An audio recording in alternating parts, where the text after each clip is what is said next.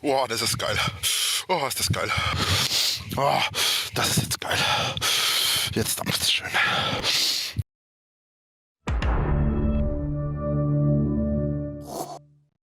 Metal, Leute, lang hat's gedauert. Finally, es ist soweit Teil 3 des 4-Stunden-Dulli-Streams. Lange hat es gedauert, mich durch die Katakomben der Schnaufquietscherei zu meddeln. Letzten Endes fand ich eine Sache über Rainer heraus. Was haben Rainers Kopf, das Universum und dieser Stream gemeinsam? Fragezeichen. Oh, no, I get it. Okay, the vast majority of space is empty. What? Über die Hälfte des ganzen Streams ist tatsächlich kompletter Leerlauf, Geschnaufe und Gequietsche, sonst gar nichts. Dann kommt noch ein ganz großer Teil Ems und okay und ganz uninteressantes Zeug, was so 2, 3 Wörter lang ist. Und dann gibt's noch eine ganze Menge unnötiges Zeug, was ein paar Sätze lang ist. Ich schätze insgesamt annähernd hörenswert, denn zu sehen gibt's da sowieso nichts drin, ne? Sind es mit viel Wohlwollen 50 Minuten. Und ich bin ehrlich, da ist kaum was Interessantes bei. In den ersten beiden Teilen gab es noch was Interessantes, aber ich bin ehrlich, im dritten Teil gab es kaum noch interessante Dinge und das war immer noch der allergrößte Teil von dem Stream. Und ich bin ehrlich, ich hätte gerne in der Zeit lieber was anderes gemacht, das hat mich jetzt ein paar Tage gedauert, ich arbeite ja noch nebenbei, aber ich wollte es dann einfach abschließen, das Projekt. Ich habe es angekündigt und ich wollte es durchziehen. So, das ist jetzt getan, wer sich das reinziehen möchte, gerne, ich bin ehrlich, das beste Met ist es nicht. Aber es gibt wenigstens jetzt eine Version, die man sich reinziehen kann, wo man nichts weiter verpasst hat. Ein bisschen was habe ich immer noch rausgenommen, das ist der Blödsinn, der ein paar Sätze lang war, aber der war wirklich absolut unwürdig, um hier in dieses Video zu kommen. Die Passagen, die ich euch zeige, sind auch alle gekürzt. Und zwar habe ich die Atmer, die Huster und die Schnaufer größtenteils rausgeschnitten. Es ist immer noch eine Menge davon drin, aber man kann sonst einfach nicht zuhören. Es ist einfach unerträglich. Wer darauf nicht verzichten möchte, schaut bei Die Eule gegen Mobbing. Dort ist es völlig unzensiert zu sehen. Vielen Dank an Die Eule gegen Mobbing an dieser Stelle und der Link ist in der Beschreibung. Also, für all jene, die ihre Drachengame-DLCs immer gerne auf 100% spielen mit allen Trophäen, das hier ist für euch. Viel Spaß. Eine Sache noch, bevor es losgeht. Alles, was ihr hört, ist in der chronologisch richtigen Reihenfolge, bis auf eine Ausnahme mit Ansage. Es wäre cool, wenn es hier irgendwo eine Bank geben würde. Dann könnte ich mich zumindest hinsetzen und im Sitzen sterben. Selbstmitleid, komm, nimm dir einfach mal die Zeit, um richtig traurig zu sein. Normalerweise sind doch bei so Läden immer irgendwo Sitzgelegenheiten. Zumindest eine Bank oder so ein Scheiß. Die Ironie ist, vor einigen Jahren hatte ich einen Freund, einen meiner besten Freunde, der hier in der Nähe gewohnt hat. Aber durch die Hater hat mich auch das seine Freundschaft gekostet. Wusste ich gar nicht, wie traurig ich gucken sollte. Nicht die einzige Freundschaft, die ich verloren habe auf die Art. Wo ist denn da schon wieder der Zusammenhang? Du findest keine Sitzgelegenheit und die Ironie daran ist, dass du einen Freund verloren hast. Wegen den Hatern. Ja, da bin ich nicht die Mitleidsschiene. Ist richtig, weil so Menschen wie du kein Mitleid besitzen. Das ist mir durchaus bewusst. Außerdem kannst du Mitleid natürlich gut auseinanderhalten, ne? Von Realität. Man kann Mitleid empfinden. Wer aber Mitleid mit dir empfindet, der ist entweder sehr uninformiert oder er hat sie nicht mehr alle. Und wenn dir der Unterschied zwischen Mitleid und Realität bekannt ist, dann behellige uns doch bitte, o großer Behelliger, denn wir sind unwissend. Ich hab's vorhin schon anderen gesagt. Ich sag's auch gerne nochmal dir. Ich kann niemanden von euch trauen. Ihr sagt, ihr holt mich und dann stehen 20 Hater vor mir, die mir die Fresse eintreten wollen. Was dafür sorgt, dass ich 20 Hater in die Fresse eintreten muss. Und dann kriege ich wieder von der Polizei und vom Kriminalamt und was ich noch alles richtig fett aufs Maul. Ich würde lügen, wenn ich behaupten würde, ich würde es nicht gerne sehen, wie du von der Polizei aufgemischt wirst. Aber wenn die Polizei dich aufmischen soll, weil du dich gewehrt hast, weil die Hater dich in erster Instanz auf offener Straße angegriffen haben, ja, dann wird das leider nicht geschehen. Denn das ist 10 Jahre nicht passiert und es wird auch weiterhin nicht passieren. Und es passiert nicht, ganz egal, wie oft du es behauptest. Geht an der Sparkasse, hol Geld dann Taxi. Ich kann einen Ort, wo dich niemand kennt. Ja, das kenne ich nicht und das wird es auch nicht geben. Alter, ich weiß nicht, ob du es schon gerafft hast, aber es sind schon Menschen aus den USA aus Russland, aus Japan bei mir vor der Haustür gestanden. Nicht mal im Ausland kennt man mich nicht. Wenn wir davon absehen, dass die von dir täglich empfundenen Angriffe auf dich nur ein Hirngespinst sind, dann wärst du jetzt im Ausland tatsächlich am besten aufgehoben. Denn auch wenn dich ein paar Leute im Ausland kennen, so ist die Wahrscheinlichkeit doch sehr viel geringer als hier, dass du öffentlich angegangen wirst. Und das ist das Wort, das du übrigens benutzen solltest. Du wirst angegangen und nicht angegriffen. Ach, wisst ihr was? Zum Krepieren ist dieser Ort genauso schön wie jeder andere. Ich will nicht mehr. Ich kann nicht mehr. Ich halte das alles nicht mehr aus. Ich setze mich jetzt hier einfach irgendwo hin. Eine Bank wäre mir zwar lieber, dass ich nicht auf dem Boden sitzen muss, aber dann geht es wenigstens schneller. Selbstmitleid. Wisst ihr, ich habe immer gehofft, dass ich nicht an der Kühlung verrecke. Die Sache ist nämlich die, ich bin eigentlich jemand, ich hasse Kälte. Mir wäre deutlich lieber Wärme. Aber ich kann genauso gut hier verrecken. Was für eine Melodramatik. Hinsetzen, Klappe halten. Bitte Maul halten, danke. Was will ich an der Bankfiliale? Ich habe keine Kohle. Kapierst du das jetzt nicht? Das Geile ist, ich habe nicht meine Decke dabei. Jetzt zur Bank, da ist warm. Bezweifle ich stark. Wieder mal ein sehr schönes Zeichen für deine Weltfremdheit. Obdachlose suchen gerne Bankfilialen auf, da diese zugänglich und beheizt sind. Dort kann man dann nächtigen, wenn es draußen zu kalt ist. Das, was deine Kartoffel von einem Gehirn aber jetzt macht, ist ein einfacher Abgleich mit dem, was du weißt und dem, was du hörst.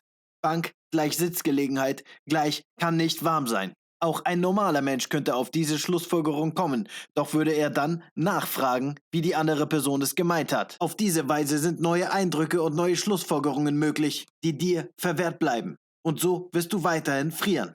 58% Akku. Das wird eine Weile reichen. Du schaffst das. Glaub an dich. Leute, was glaubt ihr eigentlich, wie viel Energie mich das kostet? All das. Aha, Akku gleich Energie. Und daraus machst du jetzt, wisst ihr, was für eine Energie mich das kostet?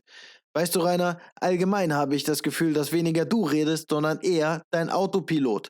Dieser Pilot ist, wie ich schon gesagt habe, eine Kartoffel. Und das sorgt dann für abgebrochene Sätze, die keinen Sinn ergeben. So als ob du eine KI wärst, die noch in den Kinderschuhen steckt. Habt ihr auch nur die geringste Ahnung, was das für ein Gefühl ist? Oh Mensch! Von allen verlassen.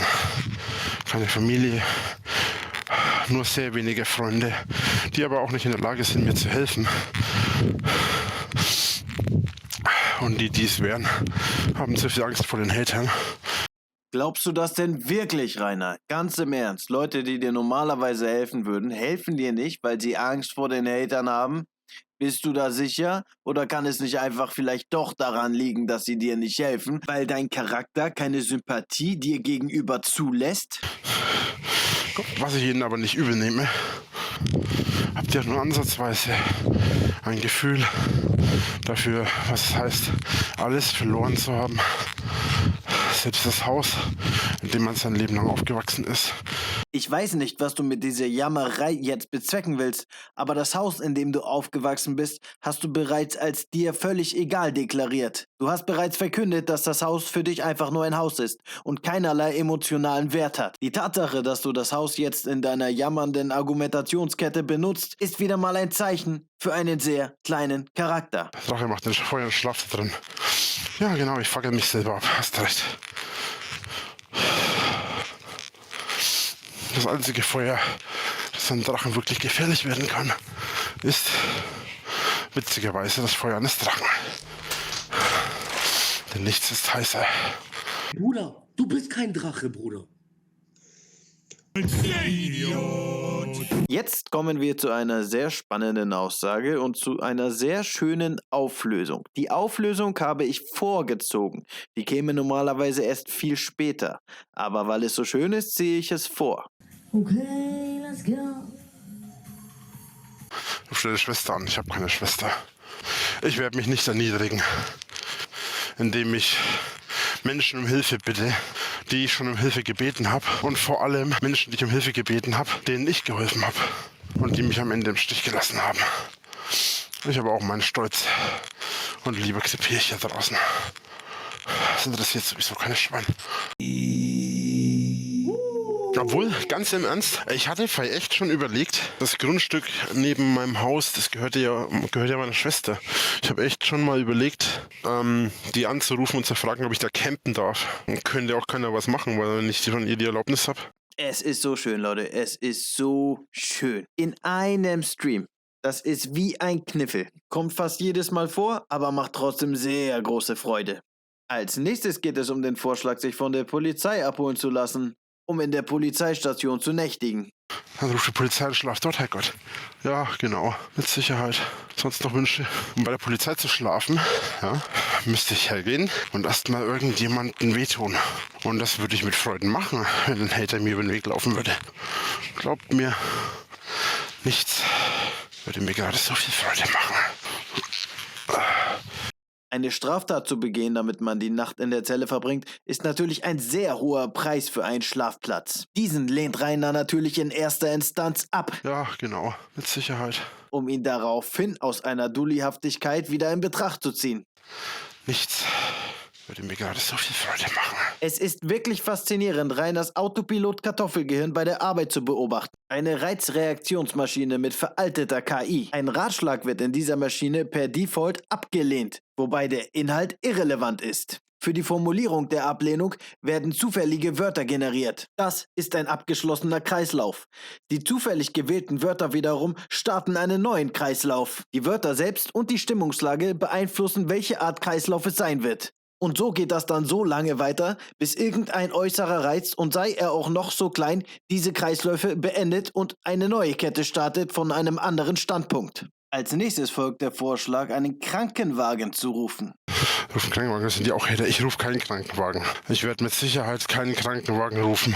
Und damit riskieren, dass irgendjemand anders wegen mir krepiert. Das sehe ich nicht ein. Wegen der vorgefertigten Reizreaktionskreisläufe sind Doppelmoralitäten wie diese unausweichlich. Der Vorschlag, einen Krankenwagen zu rufen, ist ein Vorschlag und muss abgelehnt werden. Dabei macht es Rainer gerne, während einer Ablehnung seinen moralischen Standpunkt zu erhöhen. Und so gibt er ein Statement ab. Eine generalisierte Aussage, wie er zu dieser Sache steht. Diese generalisierte Standpunktaussage hat nicht den Anspruch, Rainers generellen Standpunkt zum aktuellen Thema zu vertreten. Nein, sie hat den Anspruch, ihn in der jetzigen Situation gut dastehen zu lassen.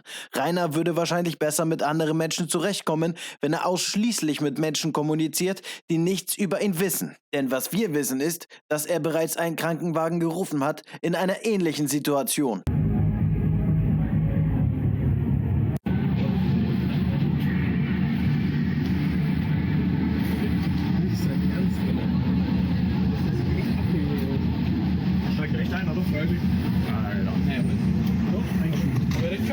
Dumm, dumm, dumm, dumm, dumm. Das ist doch alles nur Fake. Man will dir helfen. Pass mal auf. Jedes Mal. Und ich meine jedes Mal, wenn ich Hilfe angenommen habe, ist was passiert?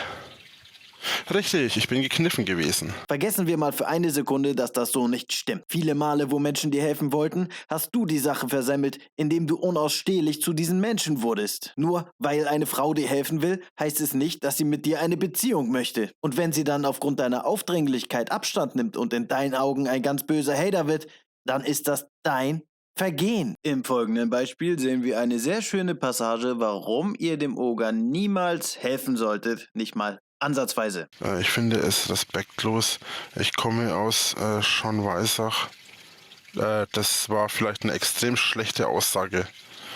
Und würde gerne leben, gerne helfen. Dumm, dumm, dumm, dumm, dumm. Diese Aussage war so ziemlich das Dümmste, was du machen konntest, zu sagen, wo du herkommst. Und noch dümmer von mir, das vorzulesen, aber ich habe nicht damit rechnen können, dass jemand wirklich seine Adresse oder seinen Wohnort hier rein postet. Du lehnst dir die Hilfe ab.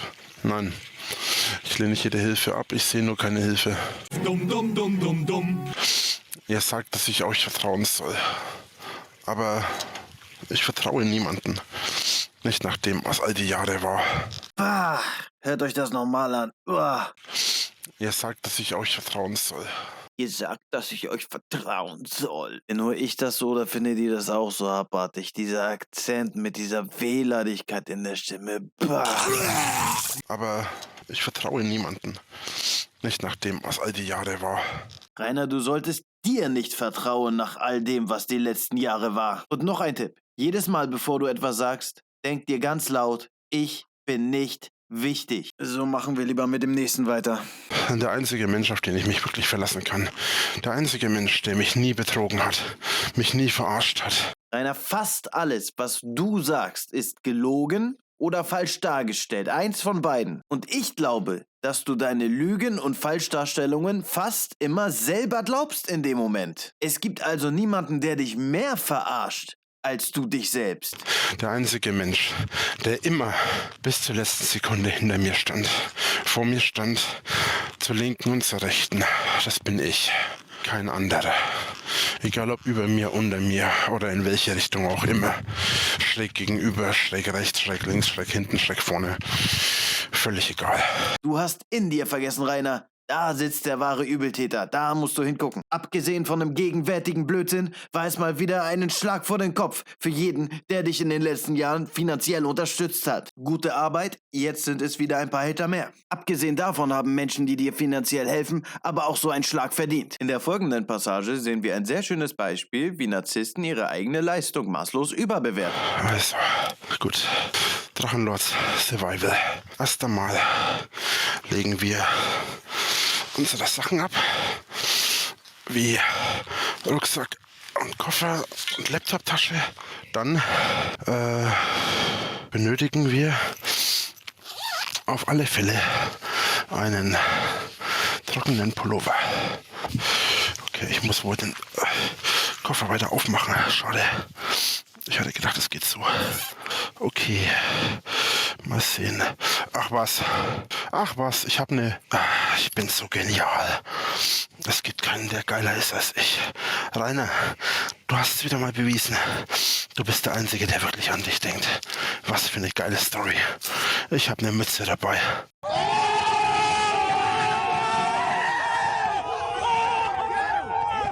Rainer hat es bewiesen. Rainer denkt an sich selber. Das ist geil.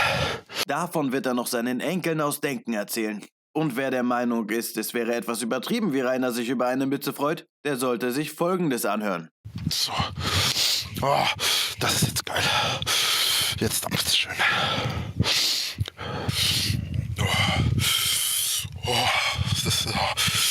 Das ist geil. Oh, ist das geil. Schön unter heißen Tasse aufwärmen. Da hat er sich einen Tee gemacht. Kurz nach einem Höhepunkt, da fällt das Denken schwer. Was das für Reini bedeutet? Na, hört's euch an. PS, ja, das ist immer noch eine gekürzte Fassung. So. Noch den Rucksack dazu machen. Und dann, das Einzige, was hier noch ist meine kleine, aber feine, mein kleiner, aber feiner, mein Handtuch, meine ich. Okay. Jedes Frame ein Meme und jeder Abschnitt ein Sketch. Das schafft nur einer. Rainer. Auf zum nächsten Abschnitt. In diesem Abschnitt zieht Rainer sich eine Hose an. Ich sage an, nicht um. Er zieht seine Schuhe dafür nicht aus und zieht sie sich einfach nur über. Und wie sich das anhört, das kann man sich wirklich nicht ausdenken. Immer noch eine gekürzte Fassung. Denkt daran, wenn ihr das hört. Es wären normalerweise noch mehr Atmer und Schnaufer und Pausen da drinne. Okay, vorne, hinten, oben, unten. Ich gehe da jetzt einfach mit den Schuhen direkt durch. Ich ziehe jetzt nicht die Schuhe aus, garantiert nicht. Aber das ist sowieso eine Hose, die ich schon anhatte und das macht überhaupt nichts. Okay. Das war der erste Fuß. Das Schöne ist an der Hose auch, die ist schön groß und schön luftig und luftisoliert. Und das Geilere an der Hose sogar noch ist, die ist unten schön eng. Die andere, die ich anhatte vorher, ist unten schön breit. Das bedeutet, dass ich die super kombinieren kann.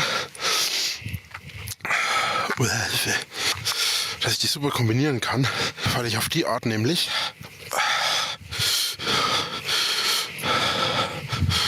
schön doppelt isoliert bin.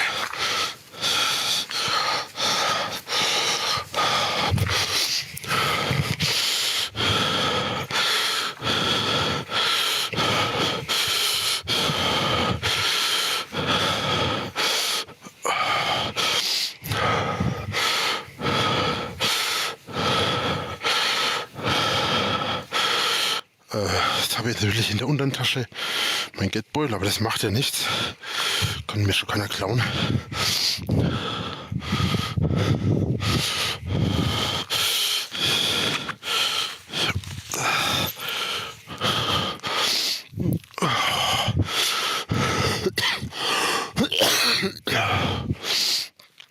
So. So Leute, das ist doch schon viel behaglicher. Jetzt wird es wieder schön mollig. Halt, wartet, nichts dazu sagen. Rainer macht das für uns. Du atmest echt sehr laut. Gut, ich lasse es zu atmen. Jetzt stört es schon, wenn ich atme. Hat dir noch keiner gesagt, dass du zu laut atmest? Rainer, du atmest immer zu laut. Es ist ekelhaft anzuhören, wirklich. Meine persönliche Hölle wäre es, mit dir an einem Tisch essen zu müssen. Und das jeden Tag. Furchtbar. Kannst du ja mal versuchen, bei den Temperaturen draußen zu sein. Und mir dann sagen, wie es sich anfühlt. Rainer, wir sind alle bei diesen Temperaturen draußen. Hör auf, deine Situation überzudramatisieren. Das ist ja abartiger, als dir beim Atmen zuzuhören. Als nächstes wird Reini bedroht von ganz böser Hilfe. Doch er schafft es gekonnt, diese abzuwehren. Doch dabei passiert das. So lange kann er kein Fan sein.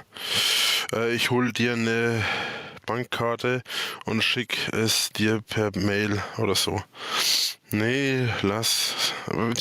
Das Geld ist gerade nicht das Problem, Leute. Ich komme in Franken in kein Hotel mehr unter. Ob ich Geld habe oder nicht. Da aber campen ist ziemlich gefährlich. Wieso? Und was ist auch nicht gefährlicher als woanders. Oh, mal kurz gepupst, da wird's warm. Da kommst du unter den Franken. Ich habe nichts von Franken gesagt. Ich sagte hier. Ich komme in Franken in kein Hotel mehr unter. Ich habe nichts von Franken gesagt. Ich sagte hier. Ich komme hier in der Ecke nirgendwo unter. Hier im Landkreis. Also ich glaube, du merkst das nicht mal selber. Geh bitte zu einem Kopfarzt und lass dir irgendetwas verschreiben. Vielleicht hilft das auch gegen chronisches und sinnloses Widersprechen, so wie in folgendem Fall. Sag mal, nicht auf den Boden spucken. Ich habe nicht auf den Boden gespuckt, ich habe ins Gras gespuckt. Abgesehen davon spuckst du nicht ins Gras, ne? Du kannst einfach keine Aussage machen, für die man dich nicht kritisieren kann oder sich über dich lustig machen kann. Es ist dir nicht möglich. Vielleicht bist du ja ein Zeitreisender aus der Zukunft, der aus einer Zeit kommt, in der TikTok sein Werk getan hat und die Menschheit komplett verdummt hat. Und du wurdest mit der Mission in die Gegenwart geschickt, um uns zu warnen vor den Folgen von übermäßigem Internetkonsum. Doch hast du unterwegs wahrscheinlich deine Mission vergessen und die Notiz verloren, weil du so ein Dulli bist. Jetzt irrst du hier wahllos rum, deiner Zeit voraus, so wie du es dir wahrscheinlich sowieso schon denkst. Nur, dass es etwas anders ist. Als nächstes folgt eine sehr interessante Passage. Rainer behauptet ja bei jeder Gelegenheit von Fremden angegriffen zu werden.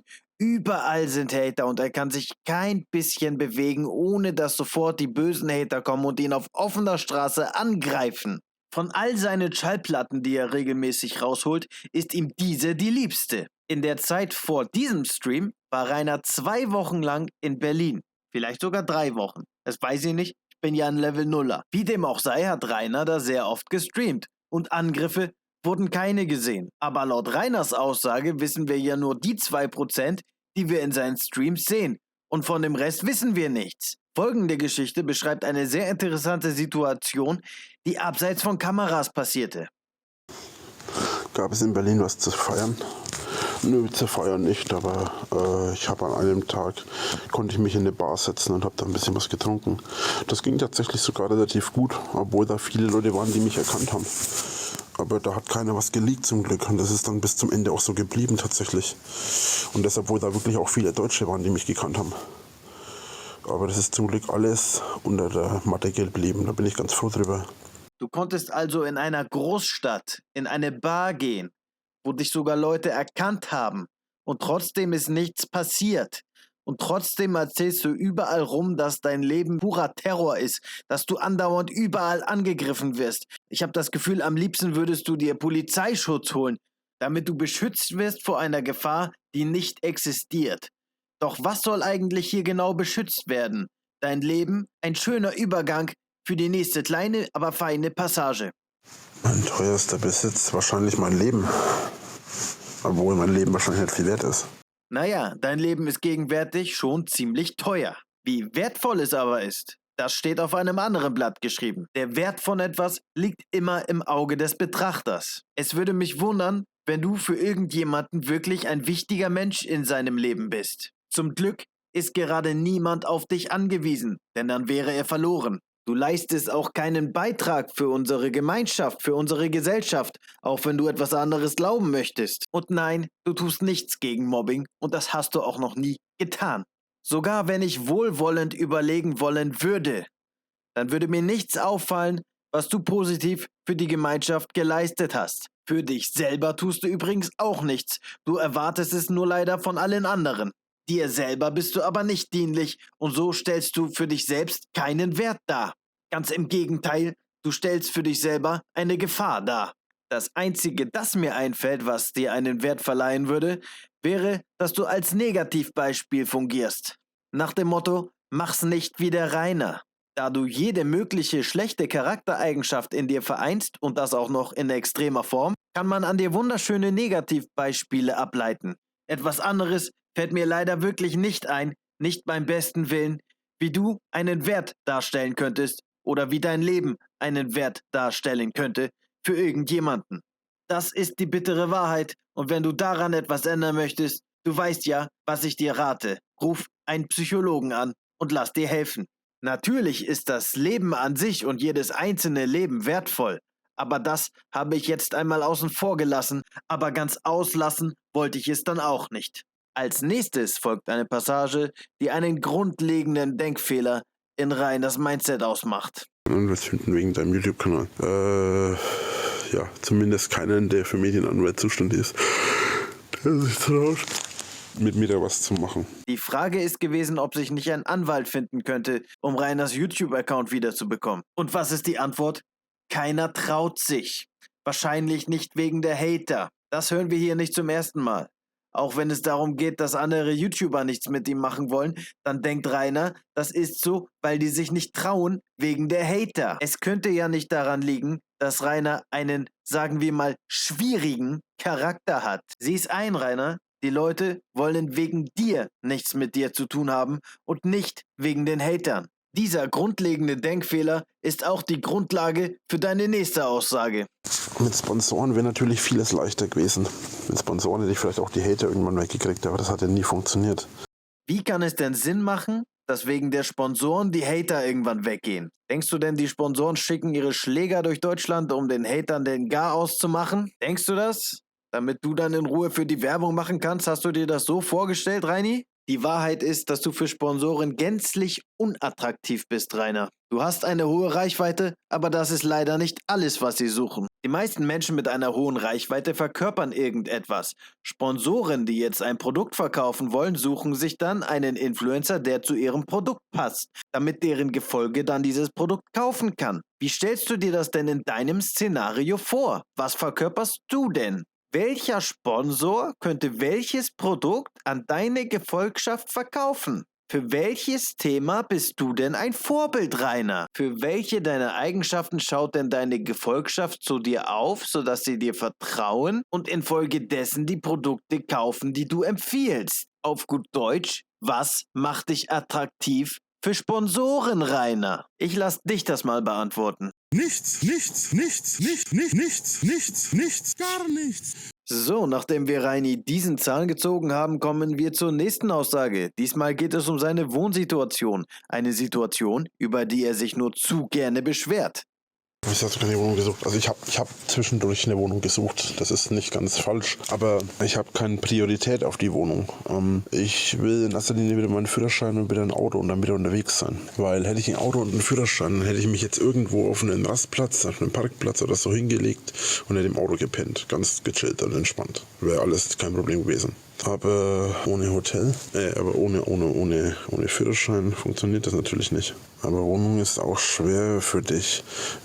Die wird ja wieder belagert. Genau, und deswegen will ich ja keine Wohnung. Aus genau diesem Grund. Mann, das tut mir leid. So leid für dich. Ja, was will man dazu sagen? Es ist jetzt eben so. Lässt sich jetzt nicht ändern. Und da wunderst du dich über einen kontinuierlichen Shitstorm, der kein Ende nimmt. Die ganze Zeit jammerst du rum, dass du aufgrund der Hater keine Wohnung findest. Die machen dir alles kaputt, du findest kein Haus, du findest keine Wohnung, du musst auf der Straße leben, du Armer, du musst im Wald schlafen. Ja klar, alles gelogen und in Wirklichkeit suchst du gar keine Wohnung, weil du gar keine haben möchtest, weil du belagert werden würdest. Ja nee, ist klar. Ich persönlich glaube, dass du dir überhaupt keine Gedanken darum machst, was du überhaupt möchtest. Das Einzige, worüber du dir Gedanken machst, ist, wie du drumherum kommst, dich um irgendetwas zu kümmern. Du möchtest dich einfach so lange beschweren, bis dir irgendjemand eine Lösung anbietet, die dir gefällt. Nachdem wir diesen Aufreger hinter uns haben, bewegen wir uns langsam ins Endspiel dieses Streams. Im nächsten Abschnitt sehen wir noch einmal sehr schön, wie weltfremd der Reini doch ist. Oder besser gesagt, wie wenig er von der Welt weiß. Schau doch mal, ob es Western Union in der Nähe gibt. Was ist denn Western Union? Hab ich ja noch nie gehört. Ein Gesundheitsdienst. Nein, gesundheitlich, ach so. Da kann man Geld senden und da, ach so, das ist vergleichbar mit Patreon. Rainers Handwerk ist das Betteln nach Geld im Internet auf verschiedene Arten und Weisen und weiß trotzdem nicht, was Western Union ist. Das fand ich so lächerlich, dass ich es mit reinnehmen musste. Kommen wir nun zu der nächsten Passage, die das Finale einhupt.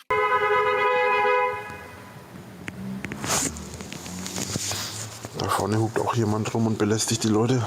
Die jubeln dir zu, Rainer, die jubeln dir zu. Ave Fett sagt, wir grüßen dich. Das ist der Respekt, den du verdienst. Als nächstes erfolgt das lang ersehnte Finale, in dem tatsächlich Gandalf erscheint, um Rainer den Arsch zu retten. Kommt wohl gleich irgendein Typ auf mich zu, will mich irgendwie belästigen. Das ist unmöglich. Wetten? Wer seid ihr? Zeigt euch! Ein paar Augenblicke vorher. Leute, ihr werdet mich nicht finden. Ganz einfach. Um mich zu finden, müsste man schon jemanden haben, der ortskundig ist. Und selbst der wird mich nicht bei kompletter Finsternis finden. Das war mal wieder ein Schuss in den Ofen! Lass mich in Frieden. Lass mich in Frieden lassen. Ach, guck mal, wer da ganz klein mit Hut auf einmal ist, Reini. Wer ist denn das? Bist du das? Ich dachte, du wolltest potenziellen Besuchern deinen Fuß mit Freuden ins Gesicht treten. Alter, ganz ehrlich, verschwinde. Lass mich in Ruhe. Ich hab echt keinen Bock auf so einen Scheiß. Ich hab extra mich versteckt, dass ich möchte, dass ich verschwinde, Alter. Das hast du ja mal wieder super geschafft mit dem Verstecken, Rainer. Ich hab meinen eigenen Scheiß. Boah, Alter, rede ich Chinesisch. Lass mich in Frieden, Alter, verschwinde. Ich weiß nicht gut. Und ich will meine Ruhe, ich verstehe das nicht, warum ihr mich nicht einfach in Frieden lassen könnt. 10 Jahre lang sage ich, lass mich einfach in Ruhe, lass mich mein Ding machen. Die ganze Zeit, ich verstehe es einfach nicht. Egal, was ich mache. Das ist das Wasser drin. Und ich bin im Stream. Merkt ihr, wie quengelig Rainer ist? Wie ein quengeliges kleines Kind. Ich mag nicht mehr. Der Typ zerstört gerade Reinis Opferstream. Das ist Rainers Problem gerade. Und dieser Typ, der vorbeikommt, habe ich im Nachhinein gehört, war zwar ein Hater, aber er ist trotzdem gekommen, um ihm zu helfen. Auch das spielt Rainer gerade überhaupt nicht in die Karten, denn die Hater sind ja alle ganz furchtbar böse. Ja, dann verschwinde, lass mich in Ruhe. Soll ich die Decke da lassen? Nein, du sollst mich in Ruhe lassen, ganz ehrlich. Lass sie da. Lass es nicht da, ich lass es liegen. Verschwinde, lass mich in Frieden. Man merkt hier richtig, wie schwer es Rainer fällt, diesen Typen abzulehnen, wo er doch eigentlich gerade die Hilfe dringend nötig hätte. Ich habe den ganzen Nacht im Stream gesagt, dass ich niemandem vertraut will. Einfach meine Ruhe. Schade, was dran so schwer ist.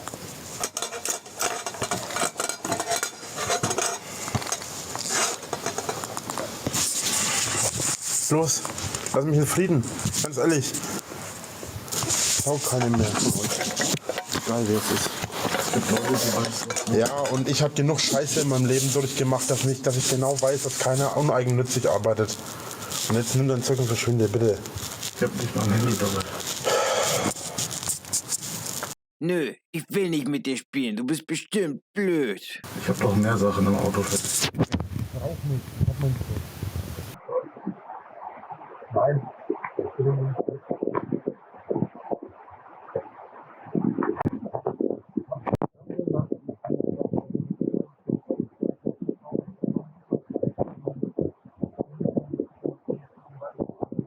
Leute, ich habe versucht, diese Stelle hörbar und verstehbar zu machen. Doch ich bin nicht weit gekommen. Dazu reichen meine Level 0 Fähigkeiten leider nicht aus. Wenn das jemand anders schafft, wäre ich da sehr froh darüber, das zu hören. Aber bis dahin bleibt diese Stelle im Dunkeln. Aber das möchte ich echt nicht, weil jedes Mal hinterher bin ich wieder schuld, wenn irgendwas wieder passiert oder sonst was.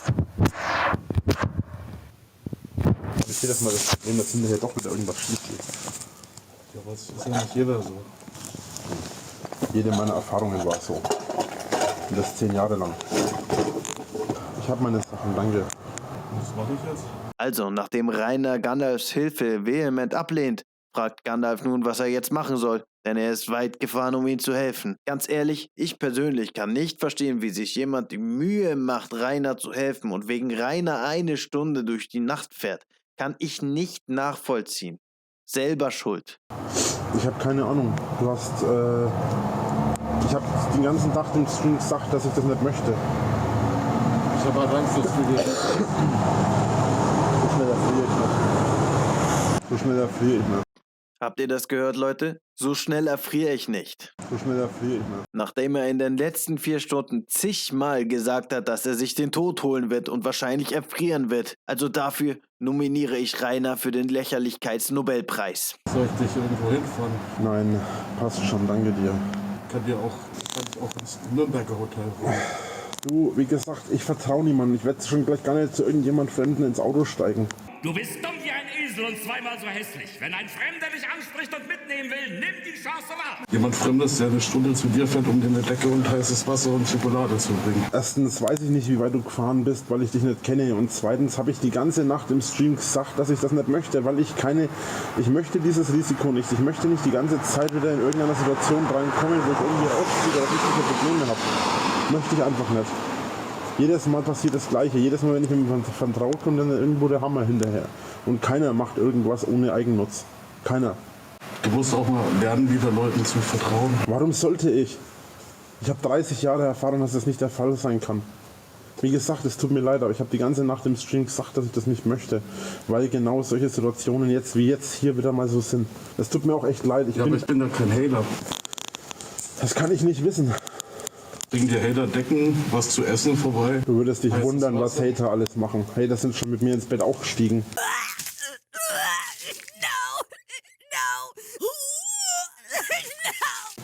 Du würdest dich wundern, was Hater alles schon gemacht haben. Wie gesagt, ich möchte einfach, erstens mal, es ist echt lieb gemeint, aber ich kann nichts davon annehmen, weil ich kann das nicht trinken, weil ich nicht weiß, ob da irgendwas drin ist. Das wäre auch nicht das erste Mal. Och nee, lass mal. Ich will dir nichts unterstellen. Pass auf, ich trinke jetzt aber, damit du siehst das, okay? Du, darum geht's doch gar nicht. Nee, Guck. Darum geht's doch überhaupt nicht. bin da nicht so für. Ist nicht vergiftet. Darum geht es nicht. Es ist einfach Fakt, dass mir einfach alles zu gefährlich ist. Außerdem sind hier vorhin auch schon Hater durch die Gegend gefahren. Außerdem sind hier vorhin auch schon Hater durch die Gegend gefahren. Also entweder guckt der Typ verdammt langsam oder es war wohl nichts mit Fuß in der Fresse schneller, als er gucken kann. Ja, gut, ich bin alleine hier und ich hab dir was zu essen gebracht. Warte mal. Mach doch mal den... Ja, habe ich gerade vor.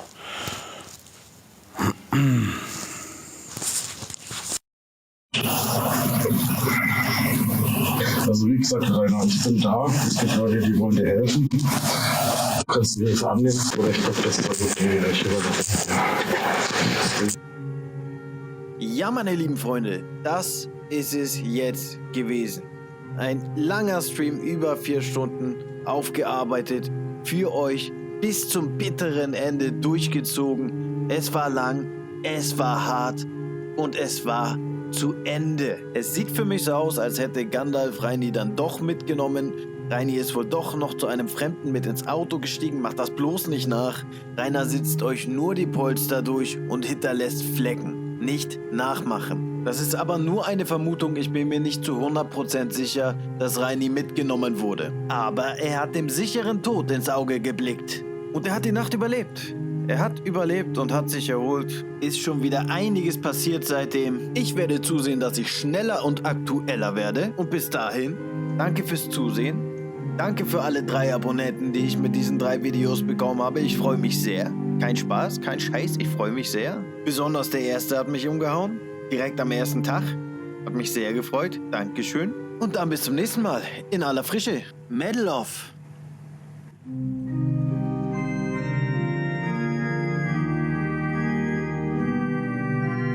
Oh, die machen das, um mich zu ärgern. Um sie zu ärgern? Soll ich fallen, dann ärgern sie sich, weil er bei ihnen auf den richtigen Knopf gedrückt hat. Welche Macht geben die Menschen über ihr Leben? Ein Beruf Opfer.